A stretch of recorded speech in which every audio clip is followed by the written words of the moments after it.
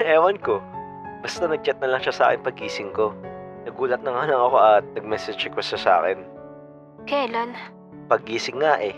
Paulit-ulit. Ah, sure ka bang siya yon? Baka naman poser lang yun. Ba't ko naman iisipin na poser yun? Eh alam niya nga yung tawag niya sa akin. Ano ba tawag niya sa'yo?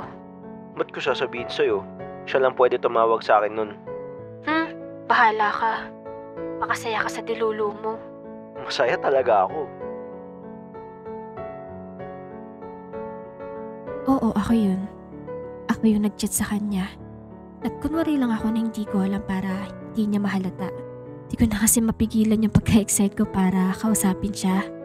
At least ngayon, nakakausap ko na siya bilang childhood best friend niya. Ang kinagandahan pa neto, malalaman ko kung ano yung mga nasa isip niya about sa akin nang hindi niya alam. Uy, Arthur. Ano na naman yun? Ano ginagawa mo?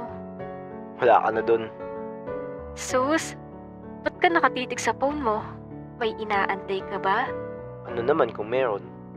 Yung imaginary childhood best friend mo yun, no? Anong imaginary? Ito, kita mo ba yan? Chat namin yan. Sus, ikaw lang din yan eh. Paano ako? Chinachat mo lang sarili mo eh. Nagpapakadilulo ka lang eh. Sige antayin mo. Mamaya mag-reply yan. Sige nga, chat mo. Ito na, wait lang. Hi Lily, busy ka ba? Baka available ka mamayang lunch? Pinanood ko siya mag-antay nun sa chat ko. Di naman ako magre-reply sa kanya kagad since inaasar ko siya. Wala akong magawa kundi tawa ng tao sa kanya. Pikon na pikon ba naman eh.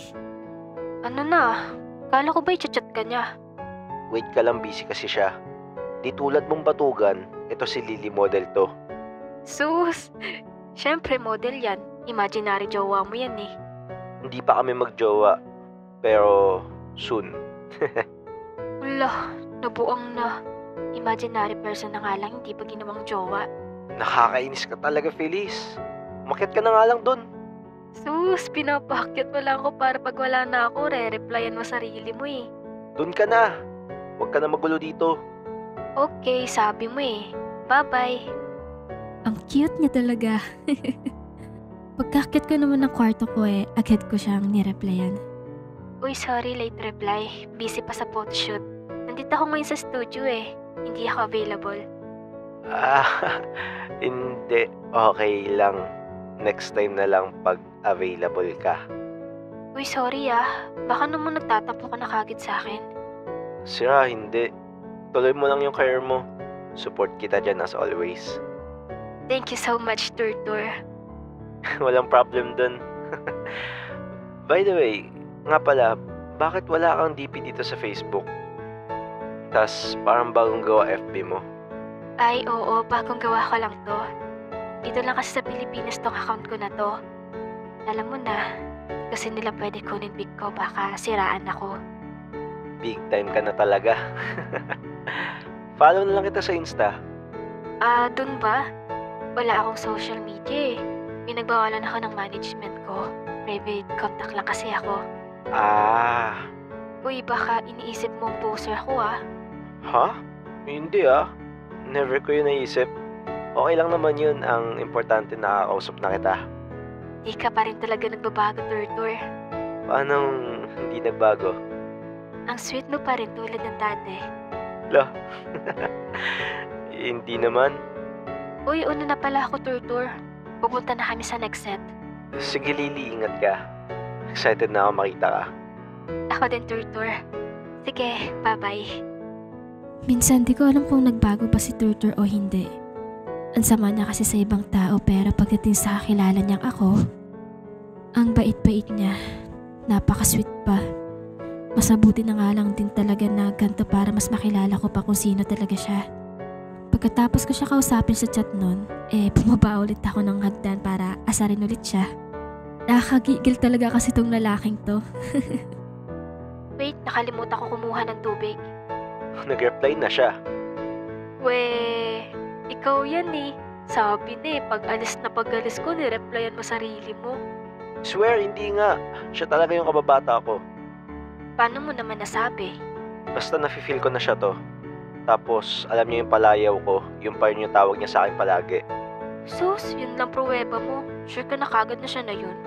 Bahala ka nga. Bakit ko ba kailangan mag-explain sa'yo? Love life ko naman to. O ngayon, love life na. Kala ko ba wala pang kayo? Doon din papunta yun. Nabaliw na talaga. Kawawa naman. Ganyan pa talaga pag uhaw ng magkajowa. Sus, bitter kasi buhay mo. Di mo pa naranasan magmahal. Ha? Yun yung akala mo. Whatever. Wala naman akong pake sa love life mo. Bitter ka kasi. Sus, inggit ka lang. Pero di nga yung totoo. Siya ba yan? Oo nga. Ang kulit mo naman. Bakit wala siyang post sa Facebook niya? Tas bagong gawa lang? Kakauwi niya lang kasi dito sa Pinas. Iba yung account niya dito, kaya bagong gawa lang. Eh bakit wala siyang DP? Model nga kasi siya. Bawal manakaw pictures niya. Eh di ano Insta niya? Siyempre matik yun, meron dapat siya nun kapag nasa ibang bansa din siya. Wala daw siyang ibang social media. Naka-private contact daw kasi siya. Model nga kasi siya. Di tulad mo na pangit. Good dog. Uto-uto talaga. Inulit ba naman lahat ng sinabi ko? Sus, dami mong palusot. Di mo na lang sabihin na poser siya o gawa-gawa mo lang. Bumalik ka na nga sa kwarto mo bago pa kita mabato nitong cellphone. Umakyat ako ng kwarto ko na ng tawa ng tawa. Paano ba naman kasi yung mukha niya halos maging kamatis na sa sobrang pula? Sobrang pikon eh. Katulad na katulad pa rin siya nung dating turtle na nakilala ko. Pikonin.